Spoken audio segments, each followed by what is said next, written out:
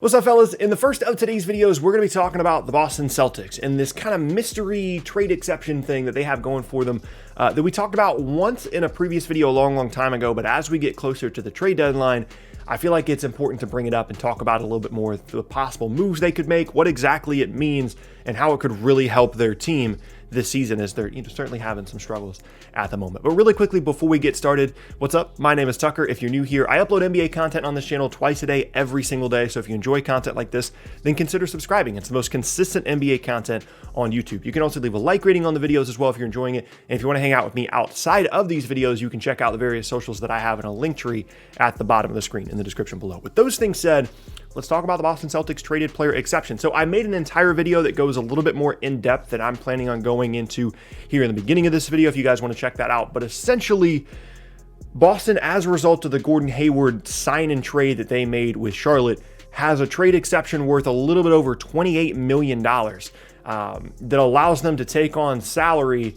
in a trade without sending back the requisite salary. So typically in an NBA trade, if you're over the salary cap and so is the other team, you have to match salaries within a couple of $1 million. So if you want to trade for a player that makes $28 million, you need to be sending out like 24, 23 million in exchange. Now for Boston, because they have this traded player exception, that isn't the case. However, how this thing works is essentially Boston can take back any player in a deal that makes $28.5 million or less. And we're going to go through possible trade targets in a second. But any player, if they make 28.5 or less this season, Boston can take them back in a trade individually, even if they don't send back enough contracts typically as they would in return. Now, an important distinction here, they cannot combine this trade exception with other salaries on their roster. So for example, Blake Griffin makes like 36 point something million this season. They can't use this traded player exception in addition to a player that makes whatever, $8 million and combine those two in order to make that Blake Griffin trade. That's not how it works. They would have to send out regular contracts like they normally would in a trade to get Blake, but anybody that makes $28.5 million or under, they can send out, a rookie contract and a first round pick and take back that player that makes 28.5 or under. So that's how all that works. It can also be split up into multiple trades if they want it to.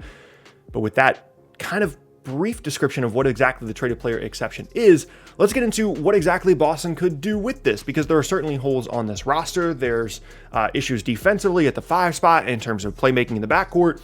And there's a lot of players that can fit into this traded player exception that wouldn't really cost Boston a whole lot in terms of assets to receive. Someone like Harrison Barnes is someone that comes up a good amount because I think Sacramento would be willing to shed some salary as we get closer to the trade deadline. If it doesn't look like they're going to be a postseason team this year, he makes about $22 million this year. Otto Porter Jr. is an expiring contract that would fit just under that trade exception, someone that could help them on the wing as a defender and as a shooter. Aaron Gordon is an interesting, versatile player in the front court that Orlando could potentially be looking to give up. They'd have to give up some relatively significant assets to get him, but they could do a couple of rookie contracts and a first and go and get Aaron Gordon if Orlando is interested. Ditto with Terrence Ross is a shooter on that Orlando roster. Ricky Rubio is another option as well if they just want some guard help in the backcourt that will take up about $17 million of that trade exception. Al Horford, which isn't a likely one, but he does technically fit into the trade exception, and we know that Boston needs some help at the 5 spot, but of course that is a sizable contract to take on not only for this season, but for the next couple. Eric Gordon is an interesting option. Again, a backcourt playmaker, someone that can shoot and can score, is signed under contract for the next couple of seasons and would, again, fit within that traded player exception.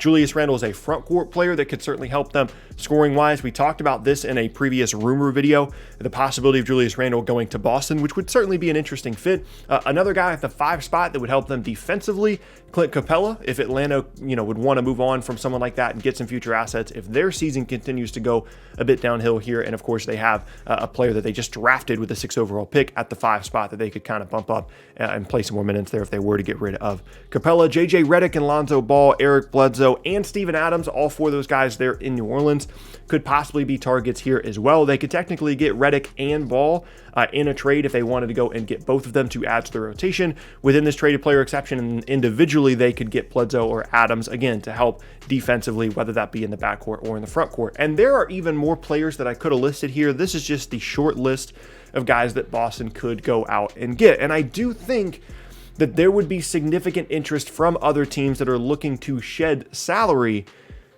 you know, basically for free. Like, this is a rare opportunity for teams to go out and shed salary without even having to take back expiring contracts. You know, just, you know, they can ship off a big salary to Boston, get back a little bit of value, and really open up their you know, their cap space, their payroll sheet as we go into an important offseason here into the summer of 2021. So all those things are very, very interesting. And if I'm a team like Sacramento, I've said this in the past, I would be calling Boston all the time about them possibly taking on Buddy Hield or possibly taking on Harrison Barnes if I am looking to shed salary. Now, the problem for Boston is this money is not free, and long-term it can create some issues for them. Most of the players that they trade for on this list would put them into the luxury tax for this season, which of course would, you know, increase the amount that they're paying, which a lot of teams are not willing to do, considering the fact that, you know, the way the league is right now, revenue is certainly down and teams don't really want to be in the luxury tax, and they would be in the luxury tax not only for this season, but if they traded for someone like Harrison Barnes or like Al Horford, they would be significantly in the luxury tax next season, as well as Jason Tatum's new contract kicks in next year as he gets a significant raise, and they don't really have any big expiring contracts on the roster, which would put them very, very high up in the luxury tax threshold, and with Marcus Smart being a 2022 free agent who would need a new contract at that point as well. So it's not just this season that needs to be considered. There are some potential long-term effects that could cause Boston to not make a move here. And I'm interested to see down in the comment section below who you guys think that Boston should potentially go after with this traded player exception. But as was pointed out to me on Twitter this morning, generally, it's not a good idea to get your hopes up about Boston potentially making a trade. They have been incredibly passive over the past couple of seasons when it comes to trading any of their assets or making any kind of mid-season move. And considering the financial implications of this potentially, I wouldn't expect that to really change, because they've been, I mean, you could call it patient, you can call it passive, you could even say that it was incorrect in the past for them to, you know, treat their trade opportunities the way that they have. But I think it seemed like it was a big deal made out of the fact that they got this trade exception for Gordon Hayward in the first place. So it's that, to me, makes it seem like they would make some kind of move. But here's what I'm thinking is probably going to happen. They're going to try and find a way to get an expiring contract worth about 11 or 12 million for this season that doesn't put them in the luxury tax for this year. And then that expiring also comes off the books, so they're not way in the luxury tax for next year. So that means that guys like Harrison Barnes, guys like Otto Porter, guys like Clint Capella are off the table here, and more likely they would go towards someone like JJ Redick, someone like Lonzo Ball, who has an expiring contract for this season. Ball, they could potentially look to re-sign a restricted free agency, but Redick specifically is an interesting target because his salary does not put them into the luxury tax for this season and isn't expiring, so that doesn't cause them any long-term issues. That gives them shooting on this roster, and they really wouldn't have to give up very much to go out and get JJ Redick. So as interesting and as exciting as it would be for them to go out and get someone like Steven Adams or like Terrence Ross or like Harrison Barnes, I think the financial implications are potentially too great for Boston to make any kind of move. As I said, though, this is just a very short list. There are a lot of players throughout the league that would fit within this $28.5 million exception. But someone like Andre Drummond does not work. Someone like Blake Griffin does not work. They can trade for those guys, but they would have to give up, you know, significant contracts in exchange in order to make the numbers work. And at that point, it is likely not worth it to bring in either of those players. But Boston is certainly a team to keep an eye on because despite their struggles at times this season, they have the talent when fully healthy to be an Eastern Conference Finals type team. And you could make an argument that they're one piece away from being a finals contender this season. Once they finally kind of get everything together, Kemba starts playing better, they get a little bit healthier.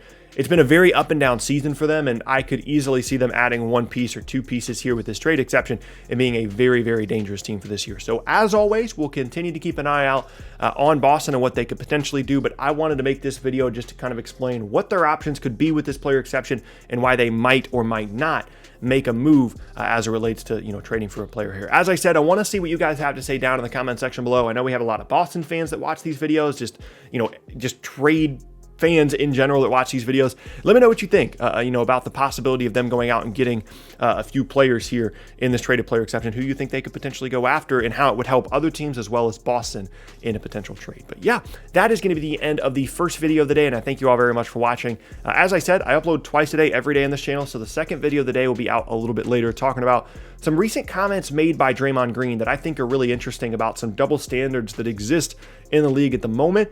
And it's a really interesting kind of rant video, I guess, about his comments and how I think overall he's pretty right about some of the comments that he made. But yeah, that is going to be the end of the first video of the day, and I thank you all very much for watching. As I said in the beginning, my name is Tucker. If you enjoyed the video, leave a like rating. You can check out more videos from me at the boxes on screen as well as on the channel as a whole. And if you want to hang out with me outside of these videos, you check out the link tree in the description below. With all those things said, hope you guys have a fantastic rest of your day, and I will see you all next time.